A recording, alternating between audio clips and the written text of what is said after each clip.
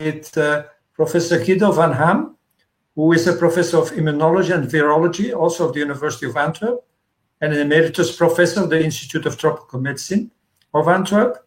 And we also will have later on Professor Stefan Janssen, who is a professor of psychology and from the University of Rwanda. We will have two important topics to discuss. First, about COVID and vaccination, a very hot topic for the moment, and then also about education and COVID. We will start right away with the presentation of Professor Guido van Ham. We are now 26 people in the room. That's an ideal number. Still, some people are joining us. Professor Guido van Ham will give his presentation. Afterwards, you can ask questions. You have to ask the questions by, if you see on the left of your screen, for conversations, you have to tick on it and then you write your question and we will answer. We will have about half an hour for this presentation, and then we will move around a little bit after 5 o'clock for the second presentation. Guido, you have the floor now. Thank you, Bob. So I will be as brief as possible. So give you a general introduction. And the first slide shows, in fact, in panel A, the SARS-CoV-2 virus, and you see why it's a coronavirus, because it has these spikes on the membrane, and these spikes are the places where the virus attaches to the cell. So that is very important to raise immunity, to raise antibodies against this spike protein. Now, there are several principles in the vaccines that are being developed. One is simply to take the virus and cultivate it in large amounts and then inactivate it chemically. So that is the inactivated virus principle that is being developed by several Chinese companies, for instance. You can also modify the virus genetically or by subcultivating it, and then you have a live attenuated virus. But those are not yet in clinical trial. Now, what you can also do is take this spike protein and use it as such as a protein, spike protein for vaccination, or you can use the receptor binding site of this spike protein, so the part that binds to the receptor on the cell, and express this as a protein and use it as a vaccine that can be used as such or presented on so-called viral-like particles. Now, then the so-called, so these are more traditional vaccines. Now, the so-called genetic vaccines are all derived from the DNA code, as you can see here in the middle, the plasmid, which encodes the spike protein. So it's a piece of DNA in a circle that encodes this protein. So this can be used as a vaccine as such, or you can transcribe it into so-called messenger RNA, and then present it in lipo-nanoparticles, and that is the basis of the Pfizer, BioNTech, and the Moderna vaccine. So these messenger RNAs will be translated by the cell in the spike protein again, and that then will raise the antibodies. Another way to present this DNA is to insert it into another innocent virus, like an adenovirus, and then you have a recombinant non-replicating or replicating adenovirus. And so you see here that several companies, amongst which AstraZeneca, but also Janssen, and a Russian company, Gamaleya, and a Chinese company, are developing these so-called viral vectors.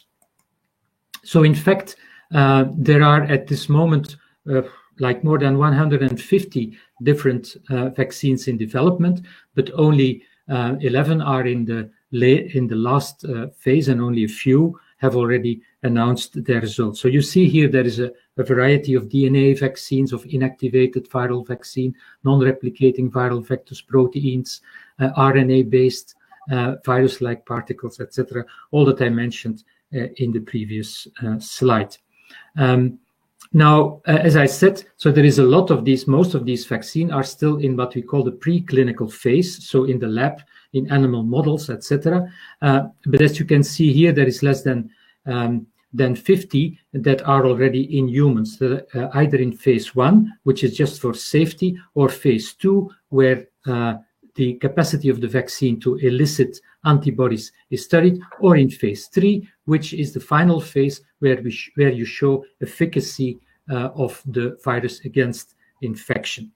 And so as we know, a few vaccines have reached this stage. Now, traditionally, as you can see on the left-hand side, this development from a preclinical, from an idea, a concept, to lab experiments, to human experiments, to authorization by FDA, EMA, so the federal and the European and the American agencies, and then production of this vaccine, it takes in general 15 years. And as you know, in the case of COVID, it has taken less than 1 year. And that is because all these phases have been done in parallel, and companies have taken the risk to already start producing the vaccine even before they knew that it was really active. So that is what has happened. Now, during the last months, several companies and others have claimed that their vaccine is working fine. So first there was Pfizer-BioNTech, so which is an mRNA vaccine, which is announced to be 95% efficacy. Moderna also 94%, also an mRNA vaccine. Then AstraZeneca, which has produced an adenovirus vector. Well, their claim is that overall it's 70% effective, but in certain circumstances it can be up to 90% effective. Then the Russian, who have also developed an adenovirus vaccine, they claim it's also more than 90% efficacy. And then you have several Chinese vaccines that have not yet been announced as such, but that are used, inactivated vaccines, adenovirus vaccines, that are already being used in humans, not only in the phase 3 trials, but also people in China and other places of the world can get these vaccines. And also India has a huge capacity and is doing a lot of research in vaccine, but we know relatively little about the results. Now, so there are quite a few challenges and concerns in COVID vaccine development. So the first thing is lack of transparency. So the results that I just showed you are based on relatively small numbers and are communicated in the press, but there are no peer-reviewed scientific papers. So it is now up to the agencies, the FDA and the EMA, to judge the files and make a decision whether or not this is okay and this can go on to be used in the clinic. We know relatively little whether or not these vaccines are active in really at-risk people, such as elderly people with comorbidities, pregnant women, etc. We do not clearly know whether it only protects against disease or also against infection, which is important, because if it protects against disease, it's fine for those people who are vaccinated, of course, but if they still can be infected and transmit the virus, that has implications for the so-called herd immunity. So for the overall level of immunity that is required in the population to stop the epidemic. There is no long-term follow-up, which is logical because the trials have only taken a few months, so we do not know what the safety and efficacy profile is over 1 or 2 years. So how long will the vaccine be valid? Do we need every year a new vaccine? Of course, it's not known. Then we have very high speed, of course, in this development, which means that the FDA and the EMA have to take a decision before the end of this month, whether or not, like, for instance, the Pfizer and the Moderna vaccine and the AstraZeneca vaccine can be used. And there are already plans in the European Union, in the United States, to start vaccinating people as soon as January. And as you know, in the United Kingdom, they are even starting now, even before these agencies have given their approval. So there are logistical problems because most vaccines need 2 doses, which is of course more complicated than 1 dose. People have to come back. And especially the mRNA vaccines, they need to be frozen, which is not evident in every place to keep it under the right frozen condition. Then the pricing is also a question mark. AstraZeneca says that it will be delivered at cost price, which is a few dollars, but the others, Moderna and Pfizer, will be much more expensive, which is prohibitive, of course, for low and middle income countries. Then what are the implications for clinical trials? Once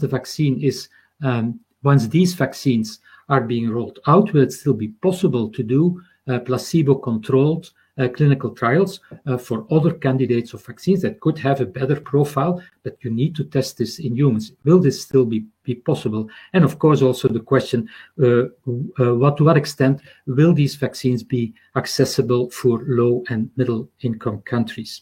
And as an illustration of those concerns, especially with regard to delivery, you can see here that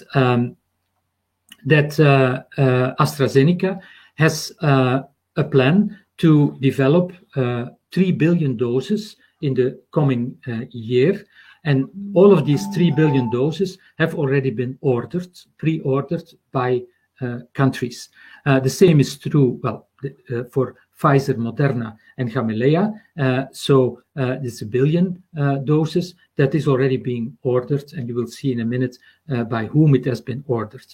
And then there are also other vaccines that are still in development where the trials have not yet finished, like the one from Johnson & Johnson, CureVac. So Johnson & Johnson is also a vector, and CureVac an mRNA vaccine, but also the Chinese vaccines, etc., that have been ordered without the results and without knowing their capacity to produce this amount, because it's about millions and billions of vaccine doses for the coming year.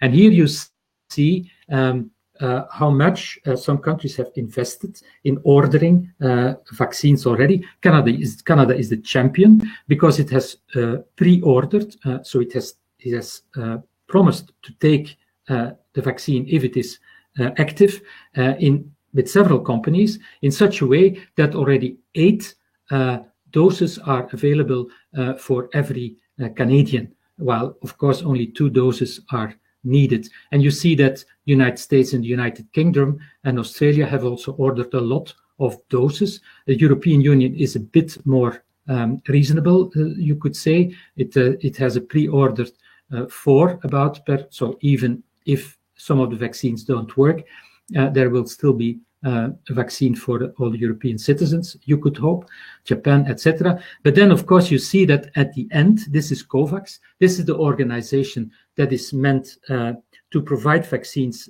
to low and middle income countries.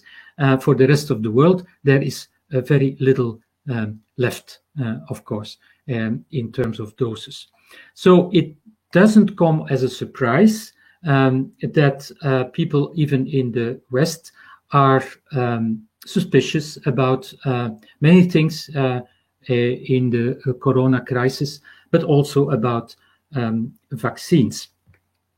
Now, I'm convinced. So to be clear, I'm convinced of the value of vaccines, and I hope, I trust that some of these vaccines, it looks okay, that they will work fine. I will be vaccinated as soon as I can with the vaccine that is approved. But nevertheless, as you can see, there are questions to be asked, and I submit for your discussion a number of questions that Bob has raised. What should be the vaccine policy in your country? Who should be vaccinated? Who will be willing to be vaccinated? What is the willingness, the acceptance of vaccination in your country? How can it be organized? What will be the challenges?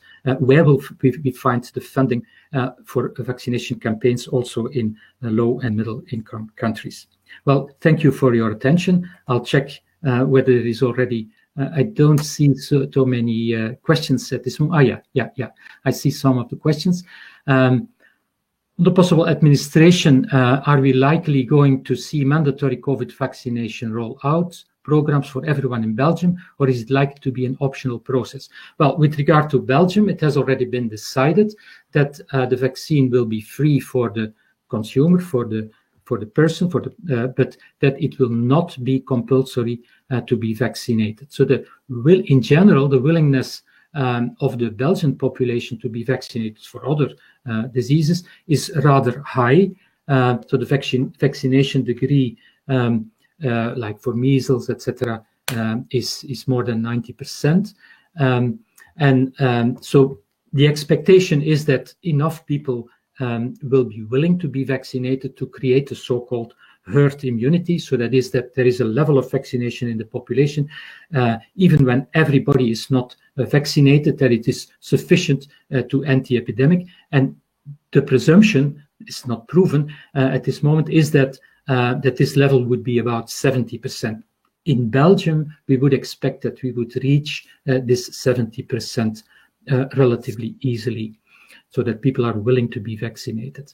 How do you see the future of COVID vaccine? Will it become part of the immunization strategy of countries, the same with how we address measles, mumps, and other infectious diseases? Well, of course, that is, it depends on how efficacious we will be to roll out this vaccine everywhere in the world. In the ideal situation where we could roll it out over the entire globe, well, the virus would just disappear, but that is not so likely at this moment. And we know in the meantime that the virus behaves like the flu virus, in the sense that it has the tendency, we have seen that already during this year, to be present in the spring and in the autumn and winter time. And so the expectation is that this virus will come back and it will also mutate. So it could be that we need repeated vaccinations with slightly different virus every year or every 2 years. It remains to be seen. At this moment, the mutation, the speed of mutation is less than it is in the influenza virus, also because of the genetic makeup and because the influenza virus has animal reservoirs, whereas this is not yet the case for COVID. So we have to see. It's predicting a future that at this moment is not is hard to predict. Are there other questions that I've seen only two questions. I have a question, Guido.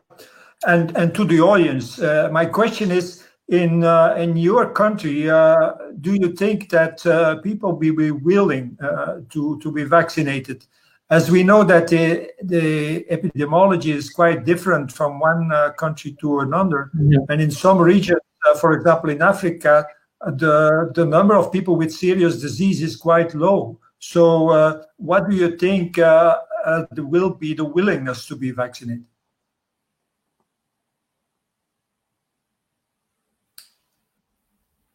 I see also an additional question while people are thinking about it, about the administration in certain demographic groups like children. Is the vaccine designed for all age group and those with pre-existing conditions? Well, it's one, I raised that as one of the concerns. In fact, as far as we know, but we have no insight in all the details of the trials. As far as we know, most of the participants were healthy adults. And of course, those are not the people who are most vulnerable to severe COVID disease. And children are, of course, even less vulnerable to severe disease. And there are children who get very, very ill, and even some children, but very rarely, have died.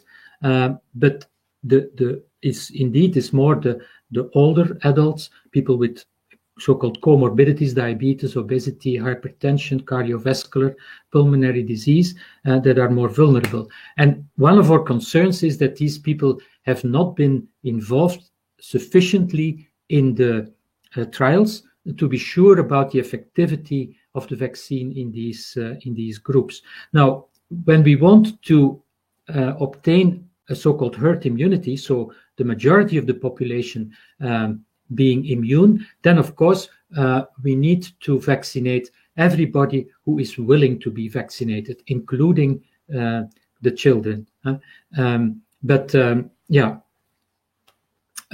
It's something we still have to see. So the most countries now will start vaccinating the healthcare workers, and afterwards the older people, and afterwards people who have so-called essential professions where they have a lot of social contacts, like teachers, for instance, firemen, policemen, etc. So that there will be and only after that the more general adult population and the children will be vaccinated. And of course that will not happen before the summer, that is for sure. And in the meantime, things can change. We do not know yet how that will work out. But that is the situation, as Bob already alluded to, is the situation mainly in the northern countries, where you have a large, where the population pyramid is such that it's upside down, that you have a large adult and elderly population and a relatively small population of children.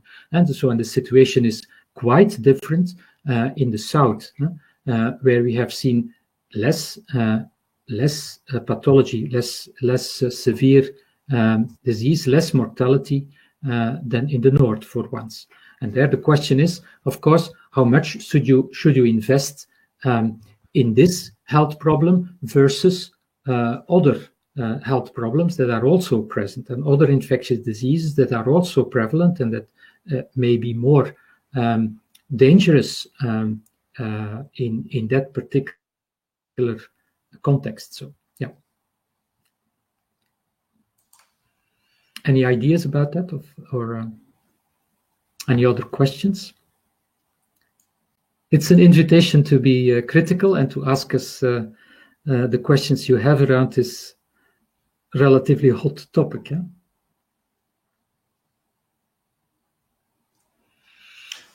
I have, if there is no other question. Well, there is just one. For a country like Uganda, willingness to take the vaccine is most likely to be low due to negative perception about vaccine as evidenced in the previous years. However, with sensitization of the population, willingness may increase. So that is an interesting statement, and I don't know, Bob, whether you know more about that, because I'm curious about this sentence, negative perception about vaccines. So where is this negative perception coming from? Which vaccines have received this negative perception? In the Philippines, there was a growing anti-vax movement, also especially during the Dengvaxia issue.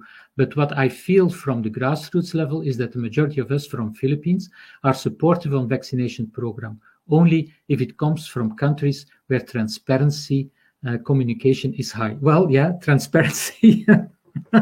So as I said, transparency, in my opinion, is at this moment a problem.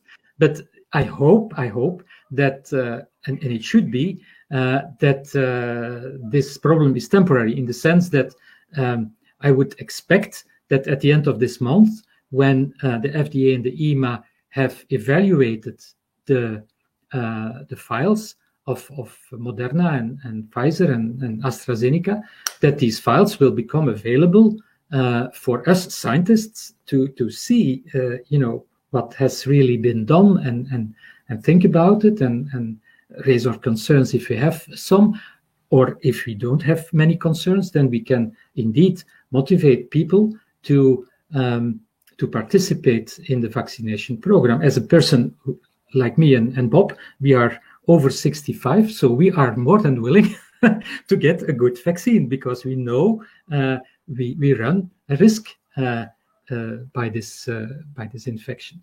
But we also want to know, we want to see the evidence as scientists, as medical doctors, that this vaccine is indeed efficacious and safe and appropriate for people of our age, for instance. And I think, there is really need for more transparency on this topic. They tell me that you also can raise your hand to speak if you look at the upper left of the window. Anybody who wants to speak?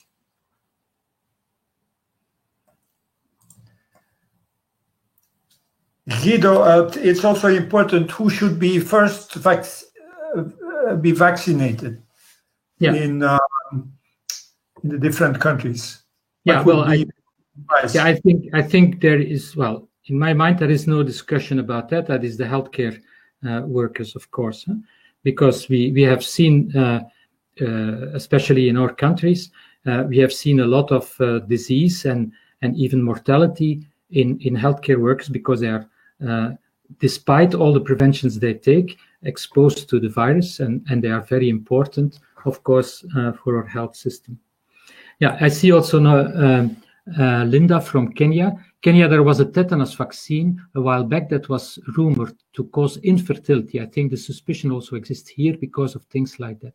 Yeah, well, indeed, it's one of the rumors, conspiracy theories with vaccination, and it comes back with many vaccines that there is, but really, I have no concern for this vaccine, COVID vaccine, and also not for other vaccines that they would cause infertility.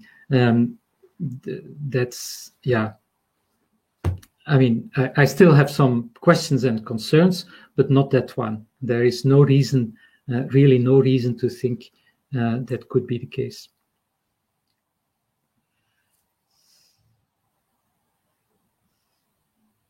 But I think our time is over, Bob. You need to address the next topic if nobody has any question in this regard anymore. Okay. Okay, so we will soon start with the second presentation, and I see the slides are there now. So I will, for those who are just joining us now for this second topic on COVID and education, I'm Bob Colorbens from the Global Health Institute, and I will share this also with Stefan Janssen, who joined us also, who is in the audience now. I want to say, concerning myself, I'm also a coordinator of a network, an international network called ICP COVID. And here you see on the slide the website. On that website, we use it for doing surveys. And you can also, if you send me an email, you can also participate in some of the surveys. But that website is also very interesting because the presentation of Guido van Ham, you just heard, will be also on that website. And he has a lot of other scientific information that he is submitting to the website weekly, even nearly daily. And it's really up-to-date scientific information. And so my other colleague, Stefan Janssen, will also join with some comments concerning education. So what is the situation about education and what is known about COVID and transmission of the infection in schools?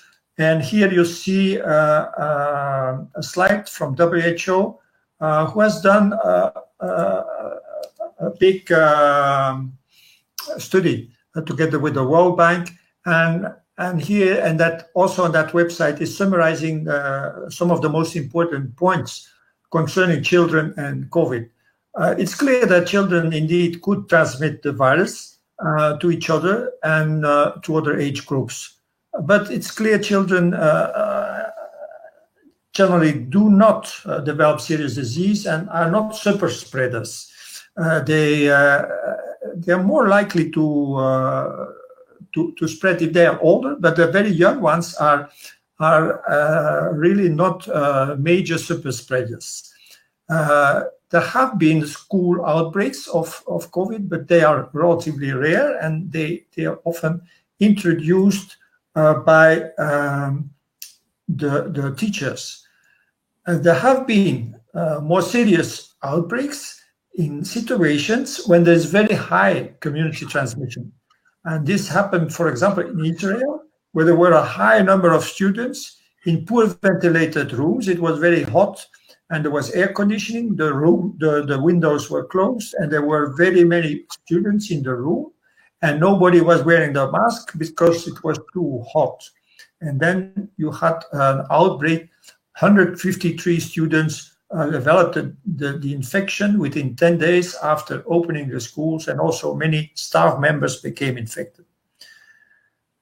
But in general, outbreaks are small in schools, and but we have to say that relatively little research has been done about how to open and close schools, and particularly in countries with limited resources, very little research, and certainly no trials have been done.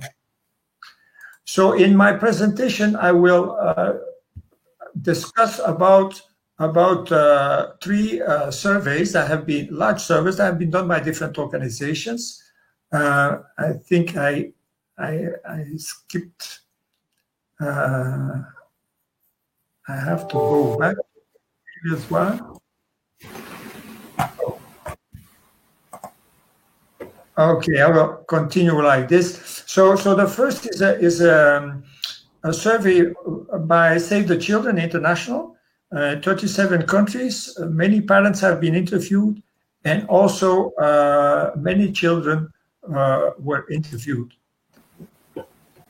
Here you have, on this slide, you have the different studies and the websites. You will have at the end of the session also, we will keep the slides that you will be able to check later on. So here are the URL of the different studies. So for Save the Children, this has been done in many countries, but you see mainly in Asia, and very little research has been done in Central Africa. What are the results? The main findings. The main findings. A little bit not used to this system. Okay, so the main findings is that in 8 of the 10 children interviewed and the parents interviewed, they said that the children during the period of school closure really had no, there was no learning at all. And particularly girls were most affected. And only 1% of the children in the poor household had access to internet for distant learning. And 2/3 of the parents said they had no contact with the schools during the period of closure. In 32% of the household, there was at least a child, or there was a parent or a caregiver that mentioned that there was physical or emotional violence in the home during the pandemic. It was reported in several countries that there was a rising of child labor. There was more forced child marriages, even doubling this type of marriaging in certain countries, and also increase of teen pregnancies and problems of nutrition because schools were closed, and so there were no school meals, and even vaccination dropped also because of the school closure.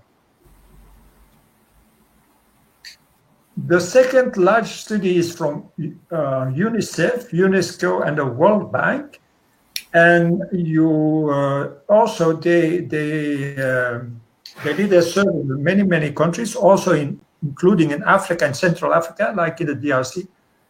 And here it's important to look at the difference between on the right side the high-income countries, and on the left side, the low-income countries. And you see on the right side, if you look at the blue is the number of schools that are open in September this year. And you see there are many more schools open in the high-income countries compared with the low-income countries. Moreover, you see in yellow, these are the schools that missed opening. So they planned opening, but they couldn't open yet. And so that is also particularly more important in the low-income countries. So despite that, the epidemic is often more prevalent in high-income countries for the moment, such as the United States, Europe, there seems to be more schools open in Europe and United States than in poor income countries. And then the last survey that I want to mention briefly is the issue of using technology for improving distance learning. And that was done by an African network that also had surveyed a lot of people, educational people and IT people in 52 countries. And you see here the results, some of the results. So again, 1 in 20 school-age children from low-income countries had no internet connection, while this was that nearly all children in high-income countries have internet connection. And if then they asked, what is the problem? The problem is that access indeed to connectivity, but mainly that it was too costly. The internet was too costly for these poor families. So this is a little bit what I found in the literature, what I found as surveys that have been done in poor resource countries. I think it's relatively limited, and it's also showing that there seems to be still a lot of schools that are closed, despite that there is so little risk, certainly for the small children, to transmit the virus to the community. So here are a few questions that I want to ask you also is, what is the status in your country? What should the policy be? And also, how can we mitigate the negative effects of the school and university closure?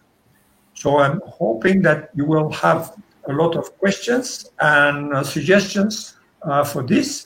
You have to then write something on the conversation,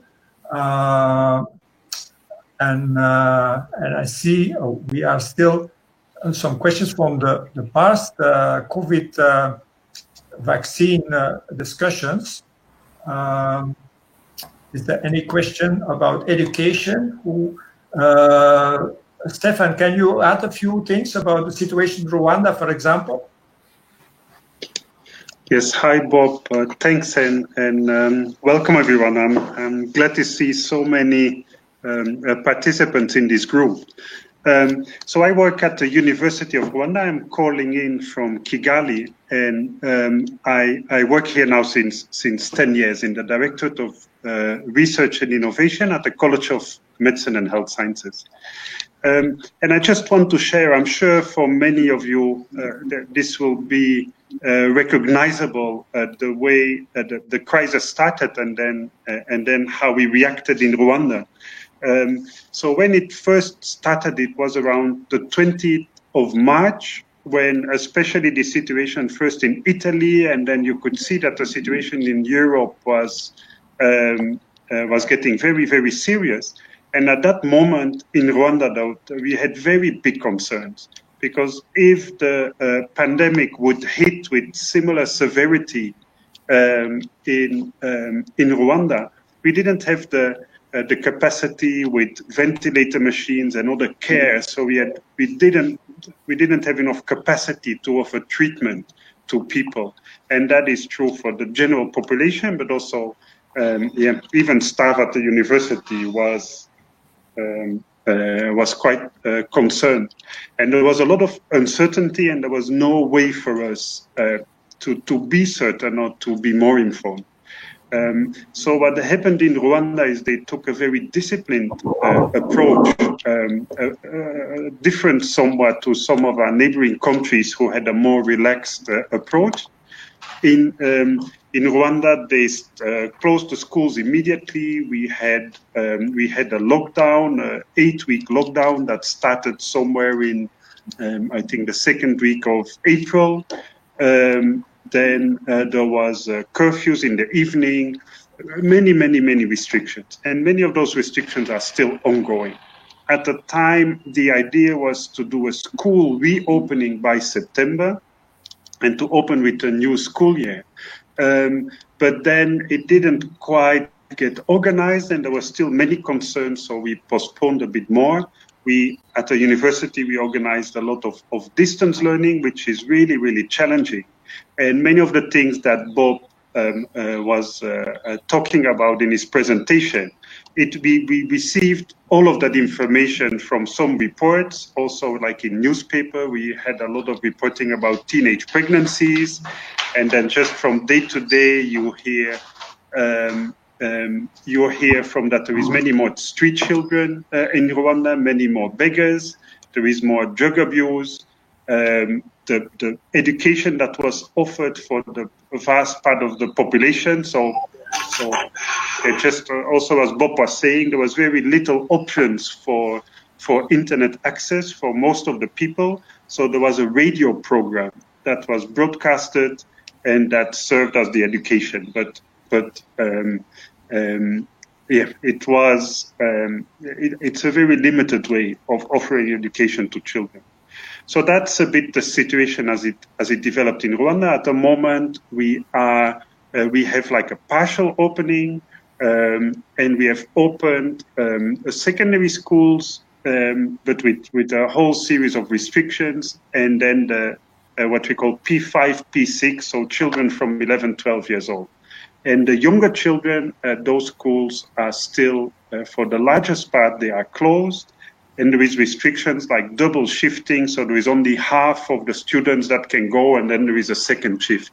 So clearly there is still a whole, a very big reduction in the quality of education in Rwanda as it is going.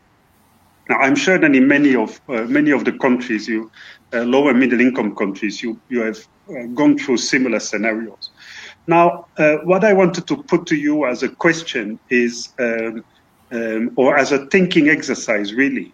So at the university, some of my colleagues are involved in the government expert groups, right? So we have some geneticists and some education experts, and they are asked by the government to offer advice and to give a solution. But what was happening in reality was that many people are saying that there is a lot of negative effects because of the school closures. So you got also violence in families, or all the things Bob was talking about. We were aware of it, even if we don't have maybe good numbers about it, but it's clear that it's something that is happening. So it felt like we needed to do something more. Even further, once we started talking to some important policymakers in the Ministry of Education, the Ministry of Health, they actually confirmed that it's also their concern, and they agree that we should be opening the schools more, but that it's just not very easy to do. So then at the Directorate of Research and at the college, we started meeting with a number of colleagues, and we started wondering, is there actually something that we could do? What type of initiative can we take at the University of Rwanda, and is there any way in which we can be helpful?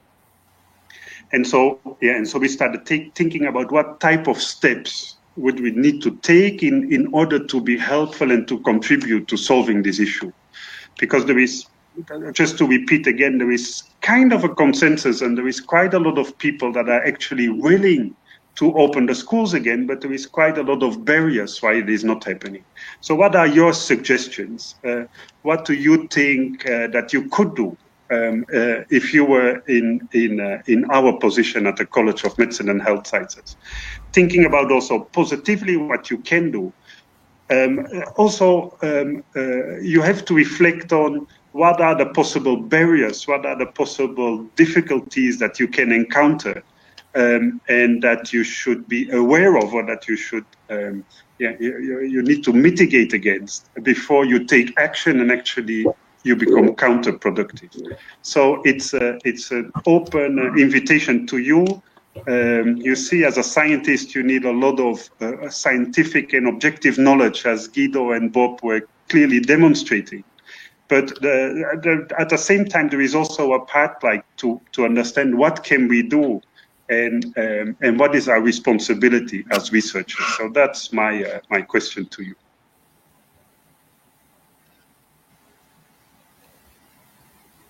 Okay, I see also there is a question from the Philippines.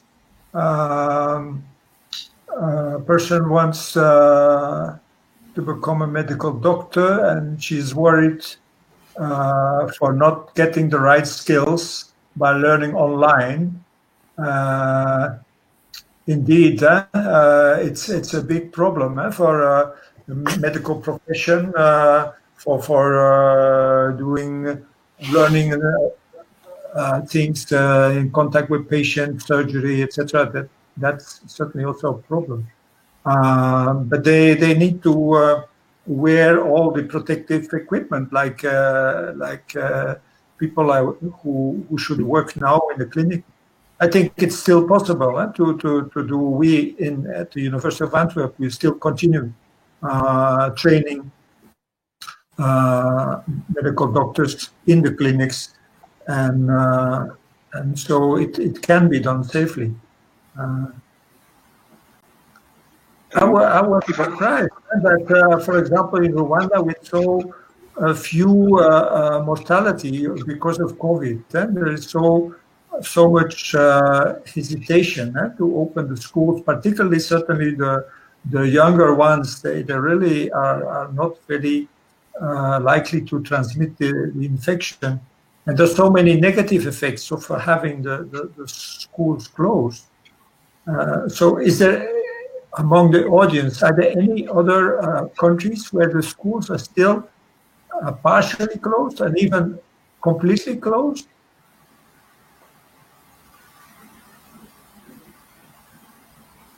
Okay, Linda is saying something, a very long comment from Linda. Yeah, she's saying that she went to an undergraduate school, and they had a partnership with telecom company to offer students free data, to free possibilities for internet, and to attend classes.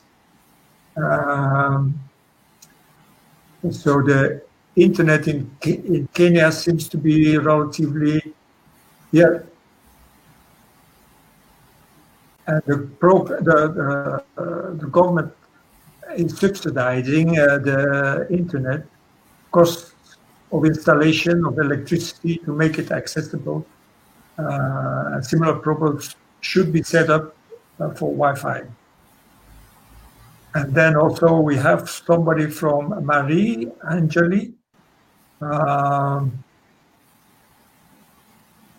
about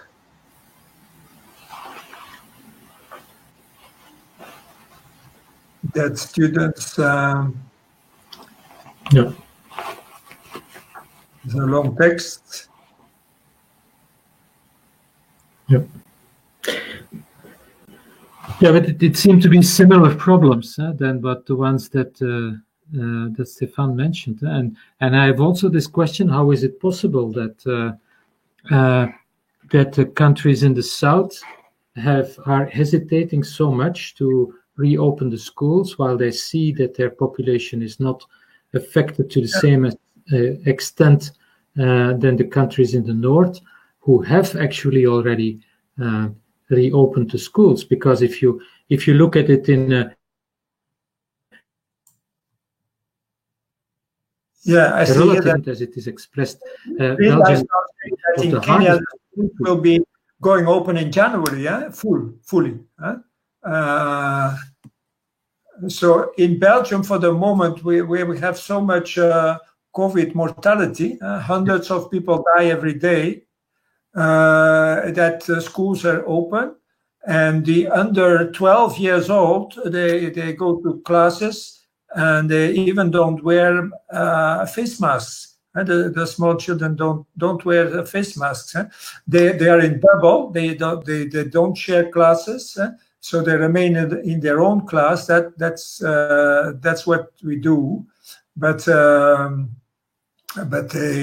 schools are opening, and they go to the class.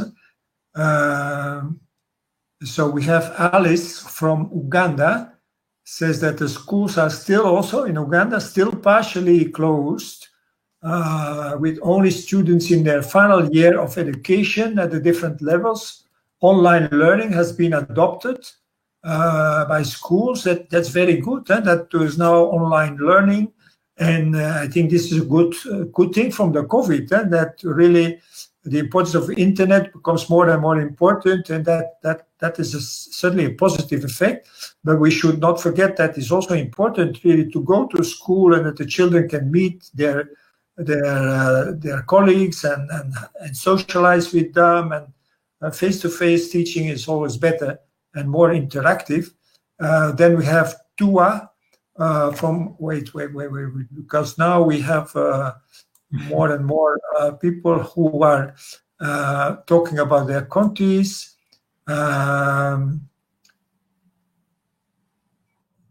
Yeah, so a person probably one of the students now who is living in Belgium says it's difficult really to learn only online. Indeed, we see now the discussion that we have even today. Also, it's not like a discussion you can have face to face. It's different. It remains superficial. We have Philippa from South Africa. She has also a long text. A friend was a science teacher for high school and found education online. So frustrating again. People are frustrated to have only online courses. I think it's really not perfect. It's not ideal. We should try to organize education in a safe way, and I think it's possible with face masks and for the older ones, but for the younger ones, they should go to the schools. And indeed, hand washing is very important, and I agree in some African countries even that is not possible. But we should continue education for these children. Linda has also another comment. A lot of comments together. Linda. I think the media is a large part of it, horror stories. Yes, indeed. There is a lot of, on the media, some people are panicking when it's not needed. Certainly not for the young people, for the children. There's no reason to panic. Martina has another comment, personal opinion. She says that she's thinking that indeed the curriculum will change with this COVID, and that it will. She's asking the question: what will be the lessons learned for the curriculum about critical thinking, soft skills? Alice has another comment. Delay in opening is due to the fear for spread of COVID and inability of most schools to follow the standard operating procedures such as proper ventilation. Indeed, in countries where the climate is cold, there is more risk of transmission because of bad ventilation, and also in dormitories, indeed, there could be a higher risk. And the sanitary installations need to be okay. A comment from Indonesia. She's saying that it is not only the internet that is expensive, but there is also no electricity and therefore no internet. Sometimes the children have to walk for hours to reach a place where there is internet. We need to take care of mental health, especially the parents helping with their children learning from home. Indeed, that was also mentioned in the surveys that a lot of children complained that their parents couldn't help them, that they couldn't understand the online teaching, and they needed help, and most of the parents couldn't help. So that's particularly in poor families a major problems.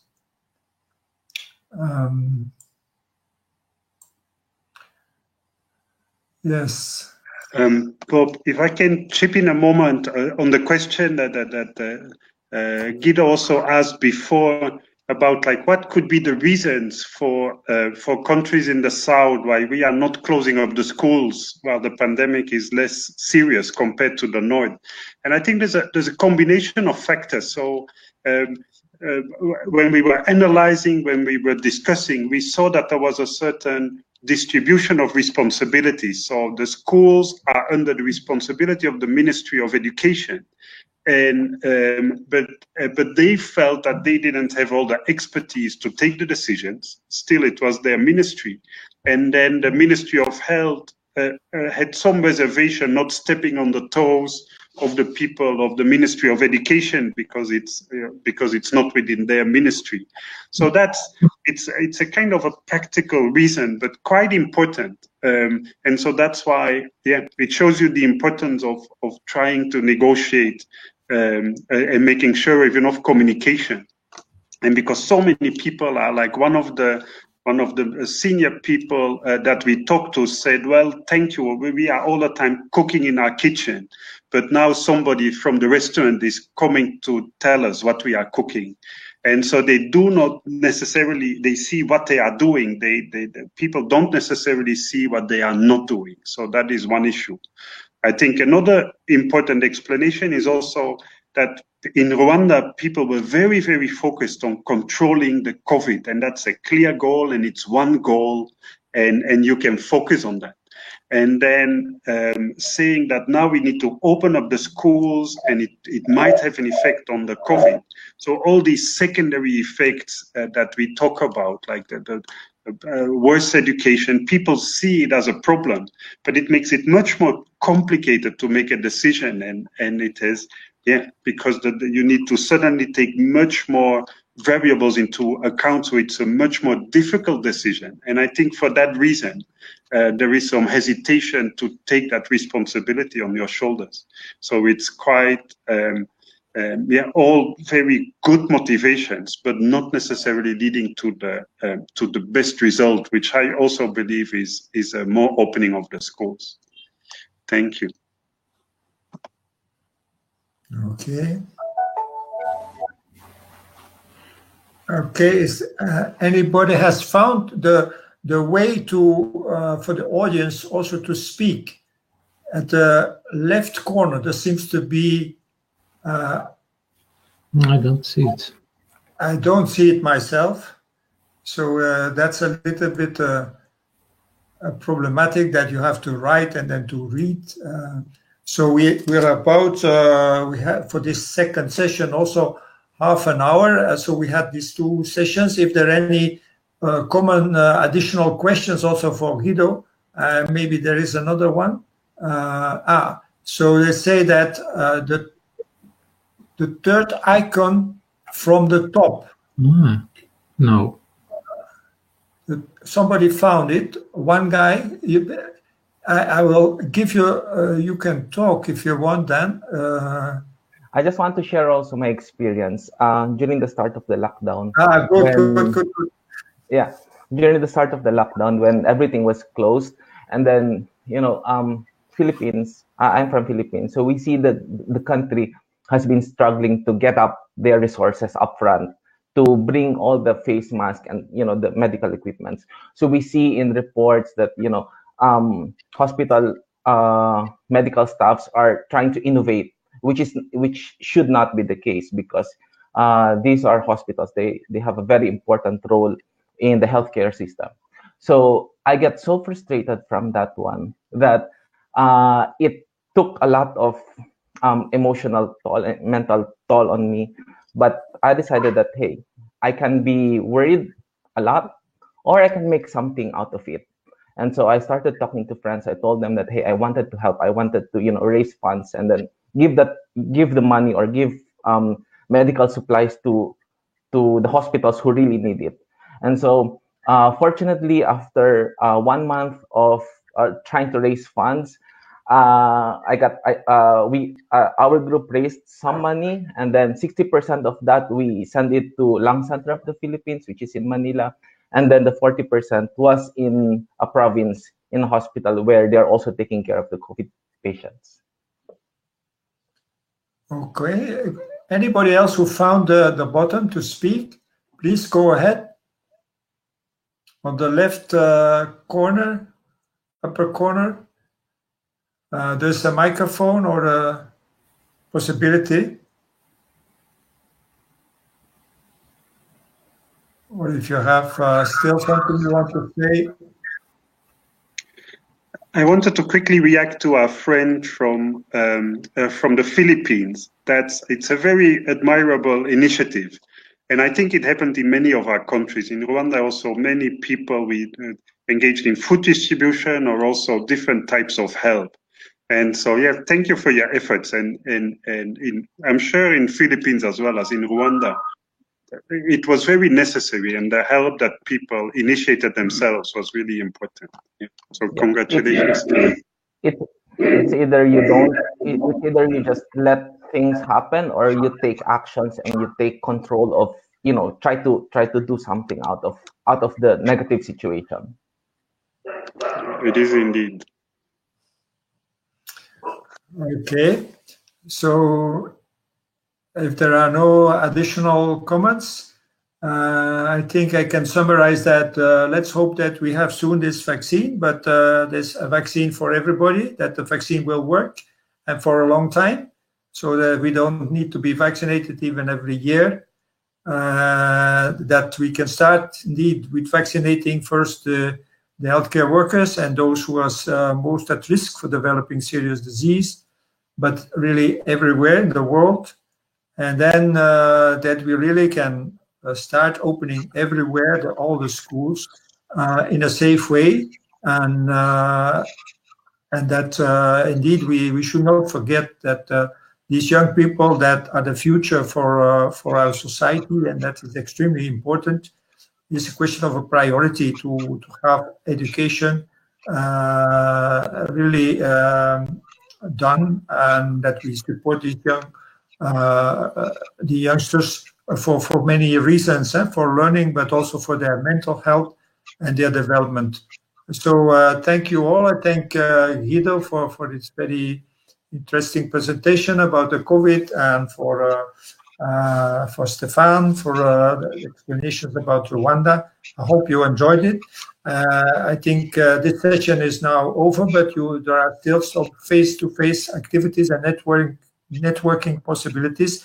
You have also seen on the slide our emails, so we will be available to respond to you by email. Sorry that I had a little bit of problem of reading all your questions in detail. They were sometimes very long, and also the technical problems during this breakout session. It was the first time that we did this, and but I think it was quite enjoyable for all of us. And I hope also I wish you a very nice time here in Belgium, that we very soon could indeed meet face to face and have another, even a party, as we do usually with the students. And that's indeed much better than what we have done now. But okay, that's it. Bye-bye.